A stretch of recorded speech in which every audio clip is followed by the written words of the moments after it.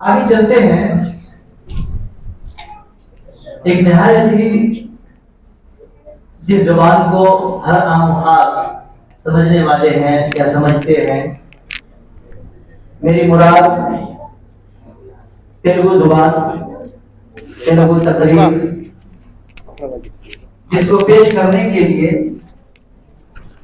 अफरा बिनते मुनव्वर अली फारूकी असफुल अव्वल की तालिबा है। तेलुगु में तकरीर पेश करने के लिए वह आ रही है। मैं गुजारिश करूंगा कि स्टेज पे आया और अपने टॉपिक को पेश करें। इनका टॉपिक है इस्लाम।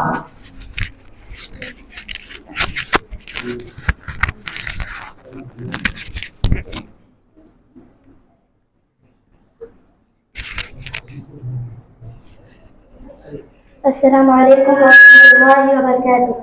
అనంత కరుణామయుడు అపార కృపాశీలుడు అయిన అల్లాహ్ పేరుతో ప్రారంభిస్తున్నాను. ఈ రోజు నేను ఇస్లాముల స్తంభాలు అనే అంశం మీద మాట్లాడుతున్నాను. ఇస్లాం మతం 5 ముఖ్యమైన మూల స్తంభాలపై ఆధారపడి ఉంది. ఇవి ప్రతి ముస్లిం జీవితానికి పునాది వంటివి.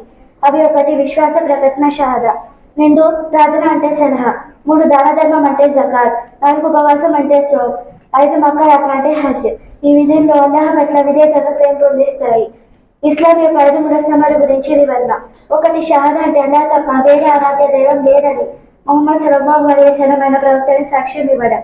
2 సలా అంటే ప్రతిరోజు 5 పూట్ల ఫజర్, జోహర్, అసర్, మగ్రిబ్, ఇషా కాబా వైపు తిరిగి ప్రార్థన చేయడం. 3 జకాత్ అంటే ఆస్తి ఉన్న ప్రతి ముస్లిం తన సంపాదనకు కొంత భాగ్యాన్ని పేదలకు, అవసరం ఉన్న వారికి వార్షిక దానంగా ఇవ్వడం. 4 సోమ్ అంటే రంజాన్ మాసంలో సూర్యోదయం నుండి సూర్యాస్తమయం వరకు అన్నపానీయులమని ఉపవాసం ఉండడం. 5 హజ్ అంటే శారీరక, ఆర్థిక స్తోమత ఉన్న ప్రతి ముస్లిం జీవితంలో ఒకసారైనా మక్కాకు వెళ్లి హజ్ యాత్ర చేయడం.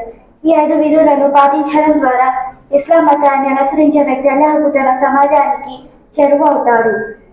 చివరిగా నేను అల్లాహ్ తాలాను వేడుకుంటున్నాను, మనం అందరం ఈ 5 మూల స్తంభాలు పాటించి అల్లాహ్ మార్గంలో రాణించాలని కోరుకుంటున్నాము. చివరిగా నేను ఈ అవకాశం ఇచ్చిన అందరికీ నా యొక్క ధన్యవాదాలు. అస్సలాము అలైకుం వరహ్మతుల్లాహి వబరకాతుహు.